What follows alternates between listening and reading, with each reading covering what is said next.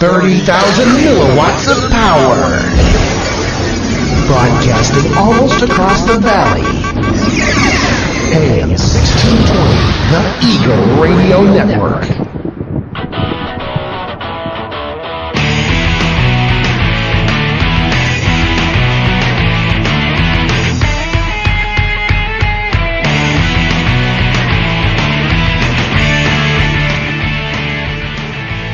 Good morning, and welcome to the Saturday Morning CEO and Econo Man radio show. Today, we've got a guest, and our guest has become a guest co-host. That's right, Dewey is writing a paper today.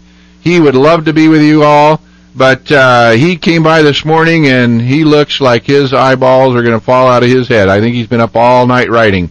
So we miss you, Dewey. Dewey's gone. But let me introduce you to Manny Barrios. Manny, you want to say hello to the folks? Good morning. Good morning. Hey, we have a great show for you today, and we're gonna let's introduce Manny a little bit first. Manny, can you tell? I know all the greatness that you have. Can you tell us a little bit about your background so that people can go, wow, I want to listen to that guy? Okay, right before my first half of my career has been in biomedical sales and management. I set up clinical labs for doctors' offices and all over the country, and I did that for about 14 years. Had sales teams out there, managed people, managed warehouses, and getting distribution out there of biochemicals and test kits to all my clients, both the clinical labs I managed plus my international business. I also was VP of marketing, sales and marketing for a firm that used to sell biomedical products in Latin America. So I did extensive travel all over Latin America. Oh, that's good. You've got a bunch of degrees and stuff too, don't you? Oh yeah, I have a microbiology degree, a computer information systems bachelor's degree, and then 3 masters: MBA, master's in HR, and a master's in project management. And I'm one course short of the master's of finance and accounting, which is I love the money part. So well, and that's where you're going to be able to share some ideas with our folks today too, and we're super glad to have you in here. I can just feel the intelligence oozing into the studio here as you got to stop getting ready to start this show off here.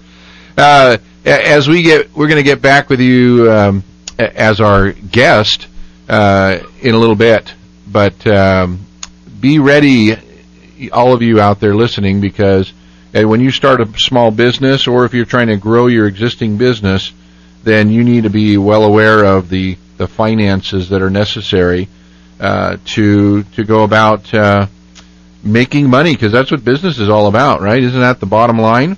Isn't that the goal, is to make some money? I think it is. So, hey, first topic I want to cover today is how a small business can do a feasibility study. So, are you familiar with feasibility studies, Manny? Yes. Excellent. Yes. So, what we're going to do is try to tone it down. You know, most you've done some consulting, as have I. Have you found the same thing, that most small businesses don't have a clue? They just follow their gut and don't do any research? Well, there's gaps in training, and there's gaps in understanding what your client or your customer, and you have to revisit that as frequently as possible. So this is a good opportunity to review your business processes and figure out what's best for your customers, because at the end of the day, they pay your bills. Definitely. Well, let's start off with folks who are trying to start off their business to begin with, and they may not even know what they want to do or whether it'll work. So the first thing, this is an article from smalltownmarketing.com. Old Tom Egelhoff, he talked a lot about some of the things that you need to do. The first is, he says that the starting point, and I agree with him, or I wouldn't be reading his article, is to look at yourself first. Before you start a business, look at what your strengths are. In fact, there's a great book out there called Strengths Finder, and it helps you to identify what your strengths are, and you need to make sure to get involved in a business that enhances those strengths that you have. The other thing is that, as we heard last week, those of you that tuned in with us last week with Gary Lockwood, he talked a little bit about the importance of having a coach or someone to mentor you. In fact, he has been my mentor for many years. And you don't have to pay big dollars for a mentor. There are some organizations out there like SCORE, SCORE, which, oh gosh, it doesn't say it here. It has something to do with retired executives. I remember the RE part. I forget the SCO part. But if you will go to your local Chamber of Commerce and ask them who to contact to talk to a SCORE member, these are folks who have made it big in business over the years and are retired and just want to help. So it's a nonprofit group that is there to help you with your business. Have you been involved with SCORE at all, Manny? Are you familiar with them? Not really, but I've had great mentors in the past. Folks have actually sat down with me and go, critique my business plans and operational plans, and giving me some good insights into how to appropriately manage the business. So I'm sure that's about the same. Oh, it is.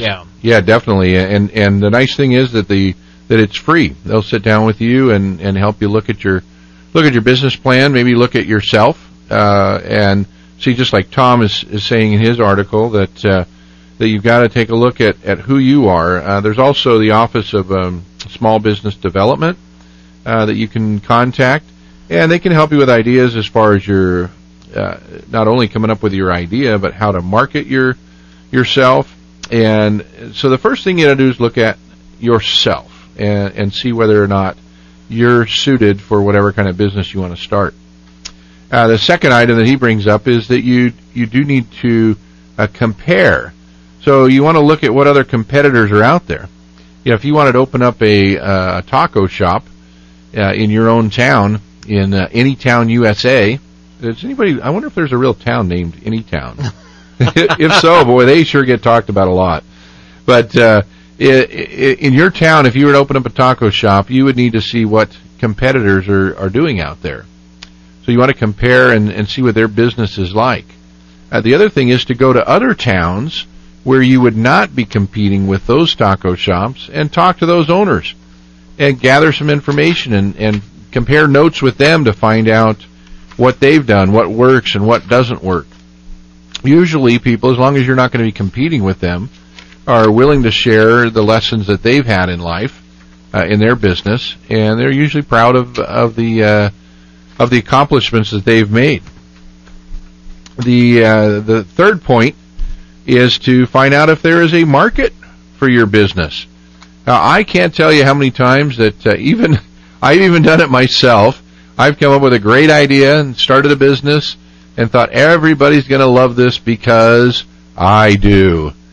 And trying to get people to come around to my way of thinking is not the best way to start a business. So knowing that there is a need out there, just like, what was I think it was the movie Robots, where he's told, find a need, fill a need. So that's important to find out what is it that consumers are looking for, and that's the kind of business that you want to have to be successful. You want to, I've heard a business consultant friend of mine who works mostly with restaurants, he was asked one time, what is the most important part about having a restaurant? If you could have anything, what would you have? And thinking that the answer would be location, location, location, he said, I'd like to build the restaurant in an area with a bunch of people that are starving. So the need has to be there. They have to really want it. And if you see a need and find a strength that you have that can help fill that need, then that will help determine whether there's a market or not for your business. Well, a good example of that is when if you want to open a baby store, do the demographics. If you have a community that's mostly retirees, of course, that's not the appropriate place to open a baby store. It would probably be more where a lot of families live, and a good percentage of the city or the town is of childbearing age. So these are studies you have to do, and that stuff is available through our U.S. government's Census Bureau. Right. Provides you with that information and breaks it down by age groups, and that's important. The Census Bureau that's a good point to bring that up when you're doing a feasibility study. Is look at what other stuff has already been done out there. I mean, you can conduct your own surveys and do all that, but a lot of people have already done that work, and you'll be surprised sometimes too. When I ran a tissue bank, a human tissue bank, we had some thoughts of who tended to give an okay for their loved one to donate. And when we did an actual survey, we realized that our thoughts were wrong. And it does help to get the actual data. For instance, just the example you brought up, Manny, I was thinking that maybe building a baby shop in an area that's filled with retirees, if those are the ones who are purchasing for their grandbabies and great-grandbabies, maybe it would be a good place to build one. But you don't know that until you do the research. So I think that doing real research is a key to setting up your feasibility study and making sure that you're in the right spot. The fourth point here is, can you do it financially? And this is everybody usually skips to number 4. They skip all the ideas of whether or not it would be feasible for their customers, and if their customers want it, and go right to, where am I going to get the money? And do I have enough to make it run?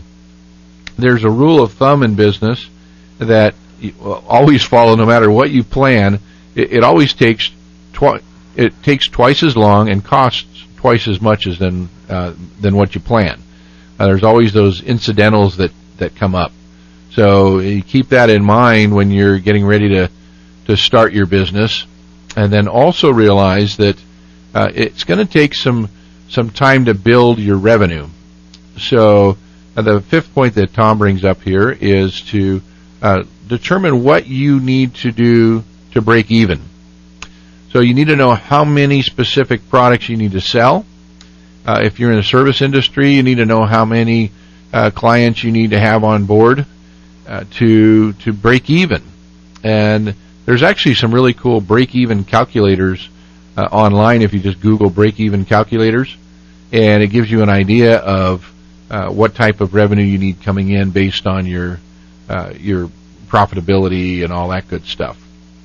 And go ahead, Dennis. Yeah, I would recommend that if you're really seriously about starting a business, I would take a principles of accounting course, either the community college or maybe an extension, UC Riverside or UCLA. They're relatively cheap, and you need to have that understanding of money. Money is a tough subject. A lot of people, they get excited about the idea of opening a business, but the last thing they want to deal with is the finances. It's a tough one.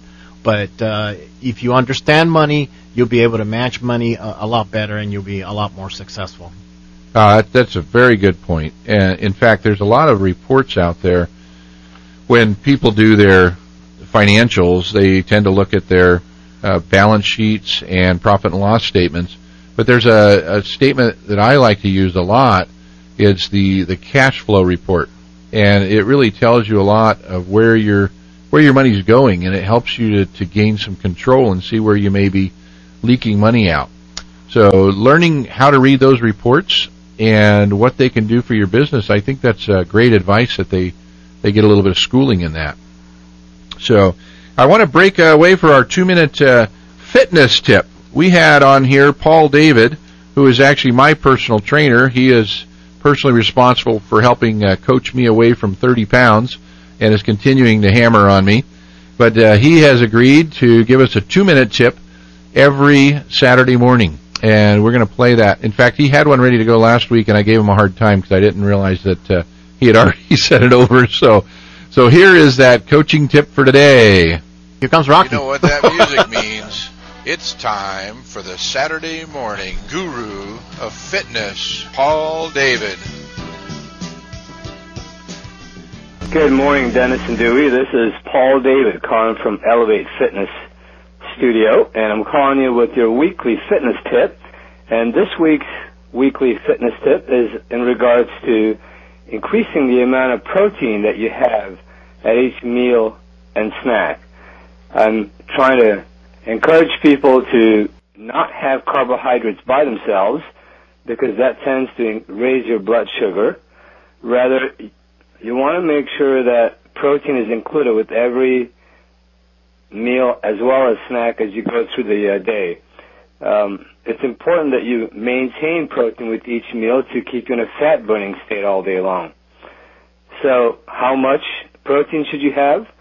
Shoot for about 4 to 6 ounces of protein, which looks about the size of the palm of your hand.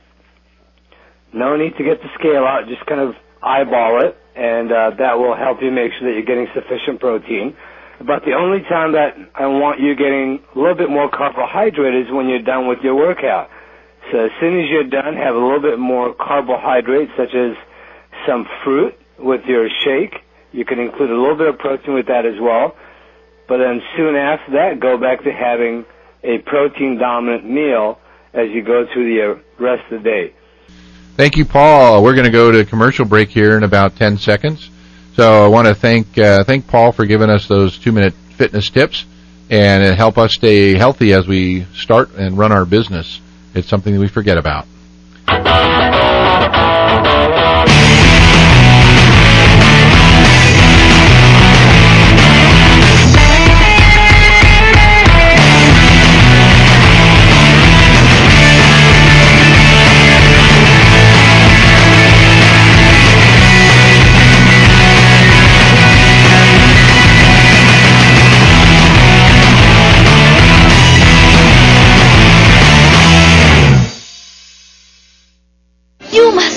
Your fairy godmother? Cinderella's dream comes true because the glass slipper fits. It fits! In our world, the right fit can be just as important, especially when it comes to car seats. Always choose a car seat that's the right fit for your child's age and size to make sure your little pumpkin gets there safely every time. Hop in, dear. Thank you. For more information, visit safercar.gov/the-right-seat. This message has been brought to you by the National Highway Traffic Safety Administration and the Ad Council. Chris, can you put the video game controller down for a second? I can talk and play. Oh, I'm totally annihilating this punk kid in Nebraska. I just feel like you're not acting like a grown-up in our relationship. Am too. Well, you still ride your skateboard to work, there's the comic book collection, the race car bed. Look, I'm young at heart, but I put money into my 401k every paycheck. I picked up a few savings tips at feedthepig.org. I have control of my financial life now, and that feels pretty grown up. Put away a few bucks, feel like $1 million. Putting some money from every paycheck into a savings account or contributing to your 401k can make a big difference later. For free ideas and easy tips on ways to save, go to feedthepig.org. That's feedthepig.org. So, I bet I look like a grown-up to you now. Well, except for the footy pajamas, I'd have to agree. This message brought to you by the American Institute of Certified Public Accountants and the Ad Council.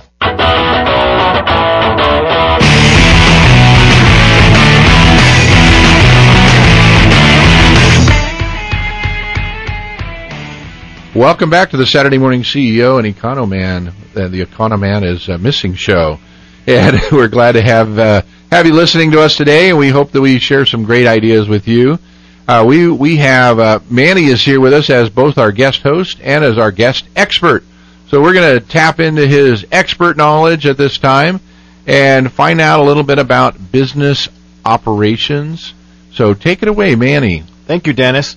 One of the things that, as a business, most people, you put a business plan together, and you just don't leave it alone and just walk away. You've got to revisit, and there are a lot of components in a business plan that you should be revisiting on a regular basis because things change. The assumptions change as time progresses. So here's a little outline that I put together.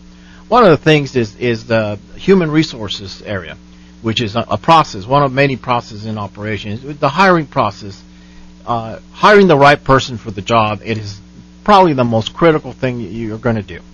In building several schools and several businesses in the past, I took my time hiring people. I've interviewed this last venture. I must have interviewed almost 300 people for different jobs, and this is after going through hundreds and probably about 4,000 or 5,000 resumes of people that just simply apply for the sake of applying, and you go, you don't qualify. Why are you applying for these jobs? And this is time that's consumed, as you well know in a business. Interviewing people takes about an hour each person. So if you'd imagine if you have an opening, you have to interview. So you have to really bring it down from, let's say, 20 possible candidates to about 5 or 4, and then take the time to interview these people. The first thing I do is I interview the person, and then what I do is I bring in a panel. I have brought in Dennis, and I brought in other people to sit in on interviews, and they have good questions to ask candidates. So for me, it's for sitting on the sideline and listening to that interview process away from me being the person interviewing. It's a great opportunity to find out how this person reacts to other people's comments or questions. So that's a process that you really got to get it down pat in order to have a successful team. Depends on the job. Different people are meant for different jobs. So you got to look at their motivations. They got to look at their education, the way they articulate the questions you ask them. All these things have to be taken in consideration when determining if the person's right for your job. Does that person fit the existing team? That's another question you need to ask yourself. Does it fit with your management style? There are different management styles. Personally, I'm not a micromanager.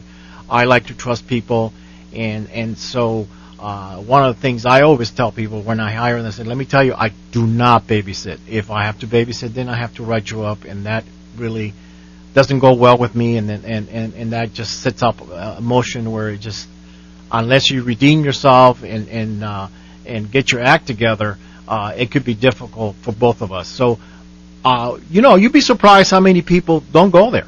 And I've been very successful in the past where very few people have even gone there, because you have set expectations from day one, and that's important with folks that you hire. So they know what they're facing, they know where you're coming from, and it's important to do that. You bring up a good point, and just to kind of add to that too is having clear expectations for your employees. It sounds like what you're talking about, and setting up your operations and then just keeping it in your mind doesn't help your business grow. But having clear expectations of what's expected of them and what they can expect from you, sounds like that's definitely something to have in place. Well, employees feel better when they know exactly where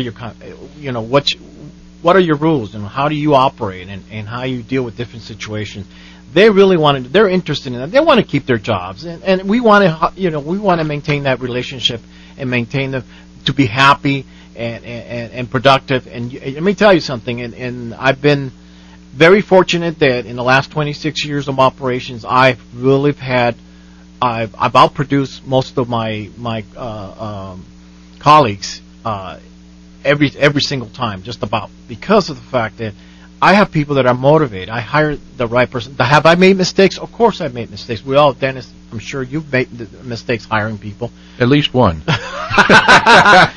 And, and again, if you hire the wrong person, just remember that you're stuck with that person, and you got to follow this HR procedures, legal procedures in order for that person to be separated from the company. And that's a very difficult situation, and that can come up to a lot of money too if it gets really bad. So please take the time to interview people. Don't be in a hurry to hire just anybody, because that's going to bring some problems down the road. And then also, if you hire the wrong person, your customers are going to go away. They might not tell you. Most customers won't tell you anything. They just walk away. That's how most customers vote. They just don't come back to your business. Right, okay. Right. Am I correct, Dennis? Has that been your experience? Yeah. They give their opinion with their wallet. Yeah, and they're out of there, and you don't need that. And before you know it, you're down from 100 and something customers a day down to 50, and you wonder why. Well, it's probably one bad employee or a couple of bad employees, because sometimes a bad employee influences other employees to turn bad. Right. Yeah. Well, clear expectations, I think, go beyond even employees, but your vendors and your customers, if they know what to expect, that's a key. And if you don't mind me sharing a quick little example of that, I've got to give a shout out to my spin class instructor, Amy. She keeps everybody motivated during the class, but she starts off by passing around gum if anybody wants some gum. And at the end, she always brings these cold towels that she's had in the freezer with some kind of a mint oil and water on it, and everybody just loves it. It's kind of like you're at the Taj Mahal, but except for the center of that class. During the middle of it, you're sweating bullets. But my point is that she knows how to take care of her customers. She really is kind to them and lets us know that we're valuable and keeps giving us the accolades that we need to keep going. So people keep coming back to the class, even though sometimes it may feel like torture. But we love it, and I think she's a good example of somebody who provides awesome customer service. Well, establishing the human connection is so critical. People want to feel special, and especially when they're spending the money. If you walk in there and you're completely indifferent to what they want and their needs, and you completely ignore the customer, that's bad business. And a lot of you have experienced that in restaurants. I go to restaurants now since Dennis and I we're trying to lose weight, so I've been watching what I eat, and now I sit there and I look at restaurants and I go, really, is this the junk you're serving me? You're charging me $10 for this sandwich, and it looks like had its days in the sun. But anyway, I look at operations there because again I do this all the time. I analyze business all the time, so I can't help myself. So I walk into restaurants. And you've seen the fast food where the trash can is overflowing at 11 o'clock in the morning. You go, wait a minute, don't you have that as part of your process? Right. Where you have somebody around 10:30 or something clear all the trash cans, so because then all that stuff piles up, nobody's cleaning the tables, and of course, and they don't do a good job of staggering the employees so they can service the customers when it's busy. And then you see in the afternoon, there's nothing there. They're catching flies. You got 7 people sitting around doing nothing, and that's money you're losing, every time. So these are things that are important for you to take note of. Anyway, as we go through the human resources training, continuous training, it is said that companies that spend money on training, there's companies that have spent even 20 up to 25% of their revenues on training, but they're very profitable. So training is a critical part of operating a business. Always, if you're changing the methodologies or you're changing your processes, it is a good idea to retrain everybody. You do not want to have a team that has training gaps. That is horrible because then everybody's on a different page. So even new employees, you really should spend some time in their orientations, covering the changes, and then every so often take your regular team and train them and discuss and have meetings to discuss the new processes. The other thing is, what does it take to retain your employees? That's a process you've got to revisit, because if you have a competitor that's paying a lot more money or better benefits, you need to be on the know about what's out there, because if you lose your key employees, the process of hiring starts all over, and then because your competitor is paying more money or giving them better benefits, you're limited to what people you can get in that community. So this is important. The next area that you need to look at is purchasing. Now, if you look at the aerospace companies, they have folks that evaluate vendors constantly. Some of them even sit in their quality circles inside these manufacturing plants to see how they make these products, especially the airline, example Boeing, the airplane companies. Right. They have to review their process, and that's called total quality management. So they're part of the team there. They want to make sure that these vendors are not taking shortcuts, because you don't want a shortcut on a plane. That's the worst place to have a shortcut. So everything from an analysis of the metals used to make the bolts and or the plates or whatever they're doing, or the electronic components, and they're tested and retested to make sure they have a very low failure rate, because things fail. I mean, let's just be honest. So these are things that you need to keep an eye on constantly. So that addresses the quality management. When you're purchasing, also you have to consider the distribution. If you set up shop, and unfortunately in Inland Empire, because we're so all spread out, how difficult is it for you to get your products? Let's say you're running a sandwich place in a rural area. How easy is it for people to get to you? And that's important, because in a city there's 1,000 sandwich places within 5 miles. So, but if you go out as you move east here, like an Inland Empire, there's less and less customers for the sandwich place or meats or whatever you use in a delicatessen, and so it's important to understand the distribution. Well, can I interrupt you really quick? I just want to remind our listeners that if you wanted to call in and ask us a question, you can do that. You can call in to 747. That's area code 747-777. This is all a lucky number, isn't it? 6263. 747-777-6263. Or you can send us a question if you don't want to have your voice on the air and just want to shoot us an email. Question at SaturdayMorningRadio.com.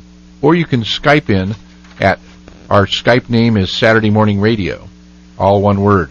So we'd love to hear from you if you want to call in and ask us a question. Yes, we encourage you to ask questions. If you're not, if we haven't made ourselves clear, just go ahead and give us a call. So in the purchasing inventory management, you don't want to have too much inventory sitting in your warehouses, especially in any kind of business, because that's money that's sitting there that's not moving. Okay. And so that's money that's sitting and not being productive. So determine how much is the appropriate inventory for your business. That's a very important part of running a business. Otherwise, you have a lot of money tied into inventory. Control and coordinating functions of management. One of the things, do you have an organization chart? People want to make sure they understand who they report to, who their manager is if they have a problem. And I'm sure Dennis has experienced that, where you work in a place where there's so many bosses and nobody's consistent with what they want to do, and it creates havoc for the business. And so have you had any experience like that, Dennis? Yeah, definitely. In fact, not only is it important to understand who's in charge on the organizational chart, but you need to understand the social power that exists too. Sometimes maybe the janitor at a place you work is just the janitor, but also happens to be the owner's son. So there is some implied power and influence there also. So it's important for us to have a clear understanding of who's in charge, who makes decisions, and it's also important for us to understand that the social or unwritten power that exists in a company too. Thank you, Dennis. Employee handbook it's your contract with your employees. So make it clear what the rules are on sexual harassment or any other topic that becomes an issue for you. When there is any situation where it involves employee relations or the employee labor board involved with you, they're going to go back to your employee manual and determine, do you have these rules, everything from absenteeism to being late to reprimand, and what's your process to terminate an employee. All that has to be really clear in there. Their benefits, what are your rules about harassment. All that has to be nice and clear. And in fact, most companies have to have that sexual harassment seminar for your employees, so everybody's clear what constitutes sexual harassment. And you'd be surprised, and that's another topic we can talk about at a later show, but it is a very sensitive area, and you'd be surprised what things can constitute sexual harassment. Right. It definitely is important to know the rules of the state and the federal government that oversee all the rules in business. Thank you, Dennis. Sales management, and sales management is, and I've done a lot of that, and it's, man, you got to keep motivating. Again, hiring the right people. Sometimes people come in and they're great salesmen, and they'll tell you everything that you want to hear. So you got to be careful who you hire for those positions, because they go out there and represent you or misrepresent you. So you got to be careful who you hire for those positions. That's really good. We're going to take a break here in a little bit. When we come back from break, I'm going to tell you a little secret about something my brother did, too, when he was younger. He may call in and give us a hard time. So let's go to break, and we'll welcome you back to the Saturday morning CEO and Economan radio show.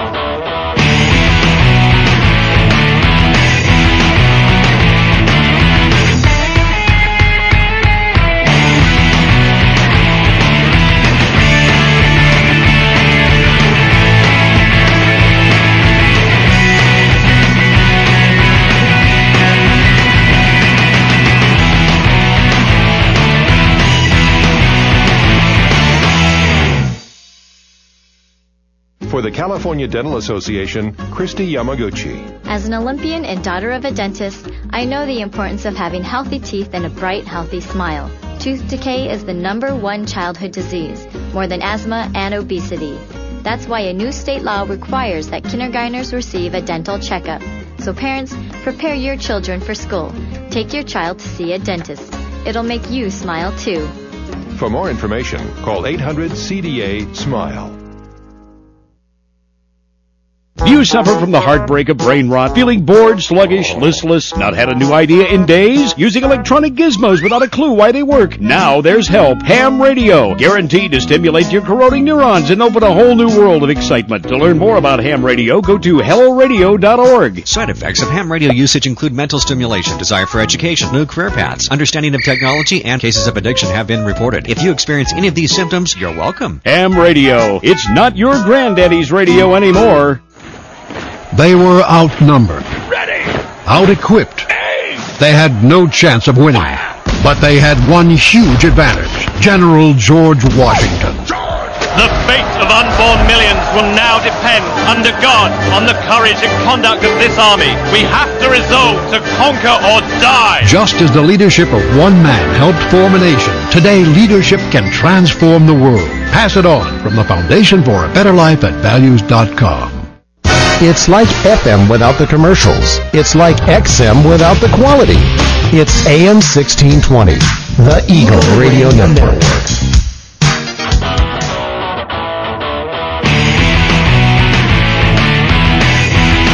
Here we go. Welcome back to the Saturday Morning CEO and Absent Economan radio show. Dewey again is out today, but he will be missed. We'll have him back next week. He's writing a paper. So if you're listening to the show, Dewey, get back to work. Write your paper. We'll see you back next week. Hey, wanted to let you know some of the tips that I promised. Well, I promised to tell you a little bit about my brother, and that's going to kind of come up here in a minute when I talk about some different business ideas. But there are some skills that are necessary for you to run a business. This is an article by Joe McKendrick from Smart Planet called 7 Business Skills Desperately Needed in Today's Economy. So these are, get your notepad out, pull the car over, and write these down if you're driving. The first is data mining and analytics. And we kind of talked about that a little bit with operations. You know, you've got to have that kind of mindset where you can develop systems and put together a thoughtful process of how things are going to be carried out in your business. The other is cross-cultural competency and communication.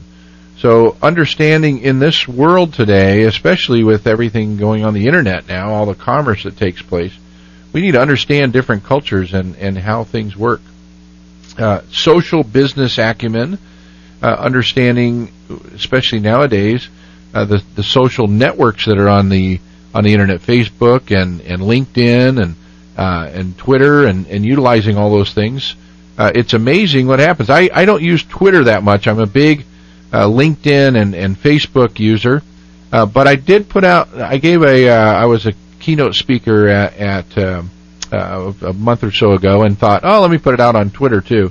And somebody that attended the talk said, I didn't know this was happening, except I saw it on Twitter this morning. So there's one person that definitely came because of that. So understanding how that new form of communication takes place within the business world is very important. Automated manufacturing is also a new skill to understand. if you are not familiar with 3D printing, that is something that is up and coming that you need to learn about. You can Google it, or even better than that, go to YouTube and type in 3D printing, and you'll find out that what's going to happen in manufacturing over the next probably 15 years or so is that you'll have a printer. You can buy one right now for about $1,200 and set it on your desk, and you can print out a screwdriver or a crescent wrench or a cell phone. Well, Dennis, that's funny you should say that. I just saw the other day there's a store in London where they built a doll that resembles you. So So yeah, saw that article. Yeah, and then this it's 3D manufacturing, and it's incredible. The green eyes, whatever eyes, their hair color, and then they have outfits that they put on these dolls, and so the person looks. I mean, the doll looks like you. It's like instead of build a bear, it's build a you. That's it. A little mini you, mini Manny. Oh no! They gotta burn that. So that's something to become familiar with. Is this new form of manufacturing that's coming forth? It's out there and it is available. Now there's not a lot of companies yet that have built the plan. There's a lot of data that has to be built to. Let's say you want to build a crescent wrench. Well, someday what you'll be able to do is go to the website, purchase the plans for the 3D printer, download it, and just ship it right to your printer, and it'll print it out for you. So no more shipping cost, no more waiting for something to be delivered. It's back ordered, none of that anymore. So that is what's up and coming, and you need to be aware of that if you're getting ready to start a business and wondering where you should be placing yourself. Learn all you can about 3D printing. Well, Dennis, let me go back to that data mining first part that you have there. One of the things that I've done in the past is what percentage of your customers are you may have, let's say, 10,000 customers, and 40% are 80% of the business you draw in. So that's important when you're spending marketing dollars. Where do you focus on the customers that spend the most money, or maybe not? Maybe those customers. What is it going to take to get that other 60% of the customers to buy from you? So these are important. Data mining is a very, very important. And there's a lot of great applications out there that you can utilize to find that. I agree with you. One of the other things listed here is entrepreneurship. Having that ability to, as I tell people, life for me as an entrepreneur is a roller coaster, and roller coasters are no fun if they're flat. They got to have all kinds of ups and downs, and it's got to be scary sometimes. And having an entrepreneurial spirit is important, and the willingness to take risk and get a business up and running is incredible. So, and I'm grateful that I married a lovely lady who loves to. She is okay with cooking steak or beans, whichever the budget permits. So that happens to be my life. The other is having a design mindset. So you're thinking about the processes that are necessary to make your business work. And the last item on this list is knowing about cybersecurity. You can lose everything nowadays if you're not careful, because everything's being put up on the internet. So your products, your knowledge about your customer business, list, all there. Your customer list is a biggie. Oh yeah, boy! How about the time like the VA had laptop lost, had all kinds of information on it. So yeah, that is something to definitely watch and be careful with. So hey, I want to break to our little 2-minute tip. We've got a brand new expert segment here. If you were listening the other day, we had Gary Lockwood on, who is my personal coach, business coach, and he coaches all kinds of CEOs that are running huge multi-million-dollar companies. So we're grateful to have him doing his little 2-minute expert tip for us. So let's bring in Gary. It's time for the 2-minute tip from Gary Lockwood, the coach of all coaches, the mentor to the Saturday morning CEO. Gary Lockwood, give us your tip for today. Good morning, Gary Lockwood here. What do you call a person who sees things that don't exist? Crazy, huh? Well, how about a person who sees a non-existent amusement park in the middle of an uninhabited Florida swamp. You call him Walt Disney. We all know of people who see a vision of something that hasn't happened yet or doesn't exist yet. We call them visionaries. Yet we all have this capability.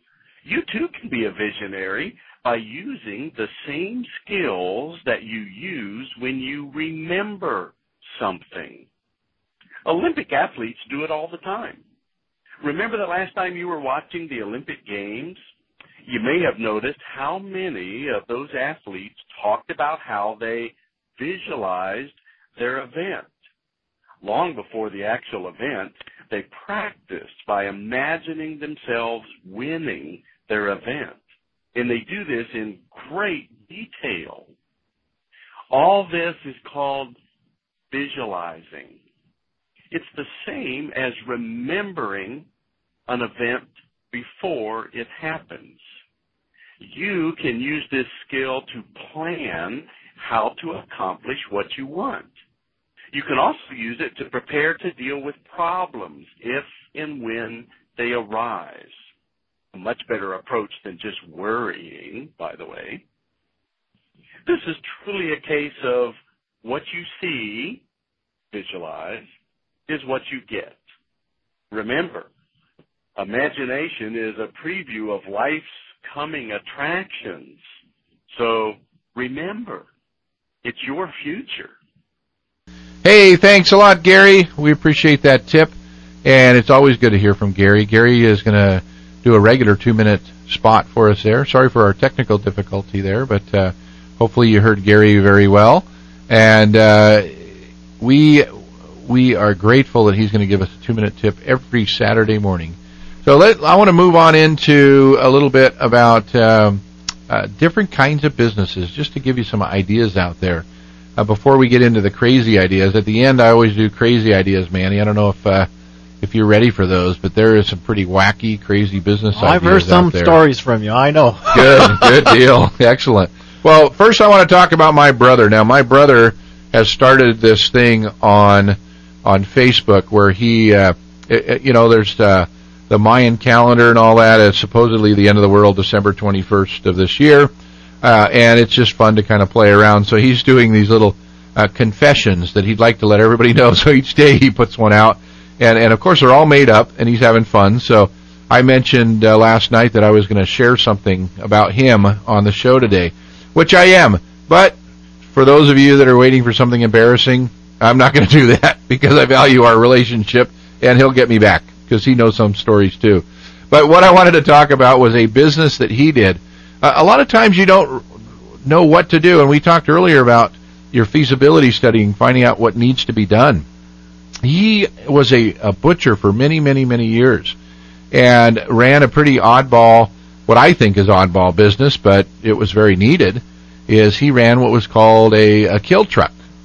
So he actually had his truck all set up and would go to small farms that needed butchering done with their animals. So that's what he did. He drove around and would take care of the pigs and the chickens and the cows and all that good stuff and turn them into what we go and buy at the market. Well, I say we my wife and I have a little farm too. So in fact we were raising turkeys up until the day before Thanksgiving. I wonder what happened. I don't know. How does that happen? Some of our listeners may be tuning out now. But I wanted to share what he did because I thought it was impressive that he realized there was a need for people who, couldn't, they've got a very small farm and they don't want to throw their cow in the back of the truck and bring it to the butcher shop. How do you do that? So he figured out a way to help them out with a great business idea. So there's no limit to ideas for your business. If you want to start something up, just look around and see what you might be able to do. There's also, I want to share with you some skills that are necessary for the workforce, being the owner of a business or actually even working for somebody else. And it's important for us to be very aware of the new, I'm just going to pull out one idea here, is the new media literacy, which is being familiar with all the all the Facebook and online. Not only that, not only the outlets there of social media, but learning how to run a blog for your website. If your company will keep up a regular blog, and you have to use, and this is something you can Google this, and because otherwise it'd take a whole other hour and a half or 2 hours to go through. But using keywords that Google will find and put your site up high on the search results. So it's called SEO, search engine optimization. And I've done some freelance writing, so I'm pretty familiar with it myself, and do know that it would take a long time to explain it. But if you'll do some research for target words, Google target words, and SEO, then you'll learn you'll be able to figure out what words your customers are searching for, and if you'll use those words when you blog and when you write articles, then and put them up on your business website, then it will draw more traffic to your site. They're also customized according to the zip code where you live. So, yeah, Google is really shooting for more localization too, so that people can find your business. So read up on SEO, because that's it's very much going to help your business, especially if you're just getting online and trying to figure out how it all works. So, hey, I have a ton of. Well, let's see. Am I going to go to those yet? The unique business ideas. Let me first read off this list. There is a list from entrepreneur.com. These are 100 different businesses that you can do, and I'm not going to read them all. I'm only going to read 99. Just kidding. Businesses that you can run from your home. So I'll just highlight a couple. Home health care is one thing.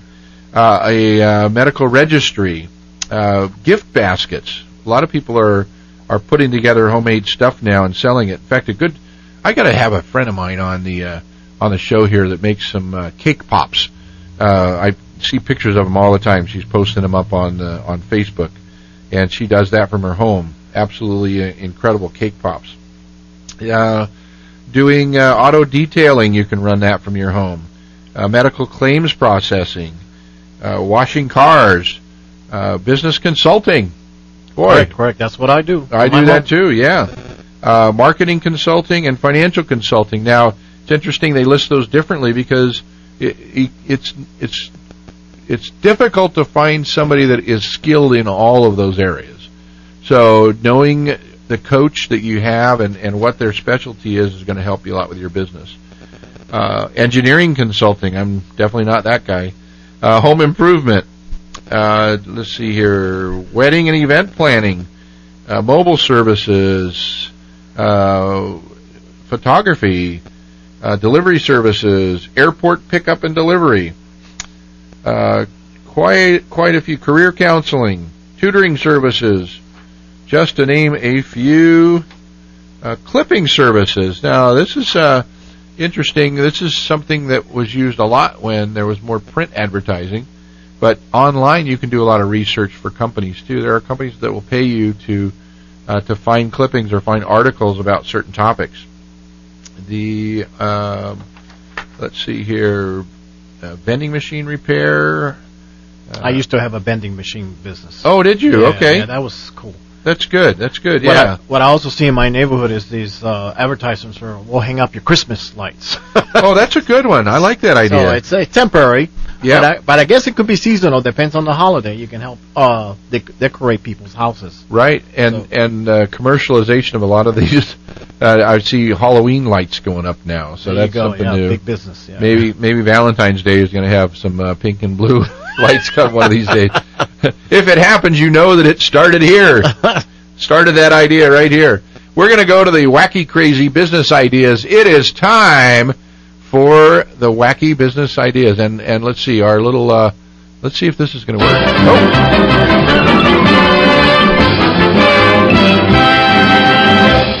All right, the wacky business ideas. The first is trees of steel.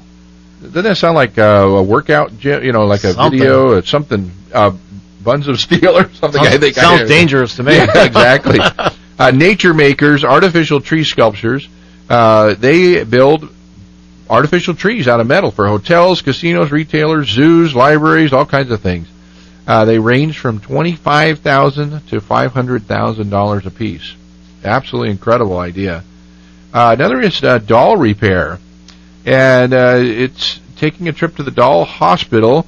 Is something that one of the oldest doll hospitals, it says, was established in Portugal, in Lisbon, Portugal, in 1830. Good Lord. Yeah. And there's the Madame Alexander Doll Hospital that exists today in New York. It's been around for about 80 years. And if you go to their website, you'll see they also repair china and other little figurines. But that was an interesting business idea. How about head lice and nit removal? Now there's a wacky idea for you. There's a company called the Lice Squad Canada, which offers franchises. Actually, you can go after lice. There's also a company in Texas. One of the most famous is the Texas Lice Squad. Not the Geek Squad. No, that's true. So if you've got lice, who are you going to call? Lice Buster. Texas, yeah. Hey, there's a name for you, Lice Buster. There you go. I take royalties, by the way. Yeah, better reserve that domain name right now. How about mannequins for sale or for rent? You can rent mannequins. We won't go into all the details there. Let's see here. Here's a great website that somebody started called the Something Store, and they sell something for $10. So you send them $10, and they send you something. You don't know what it is. They'll send you perhaps a box of gourmet chocolates, some kind of rare book, a table game, a big box retailer gift card, set of kitchen knives. Who knows? Homemade pair of earrings, they say. So it's the mystery. Who doesn't love a mystery? They make the big trip to the big lots and buy something and sell it. Exactly. For $2. 99-cent store. Right, there you go. I told you I was saying you something. Yeah. And if you're completely bored and thirsty for some milk, how about the rent-a-cow business? Their business idea is in Switzerland. Michael Ezor launched a business renting cows to stressed urban professionals.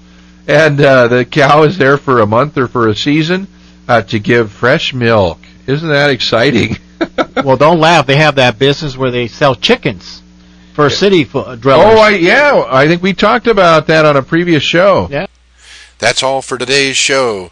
So thanks for tuning in, and we'll catch you again next week.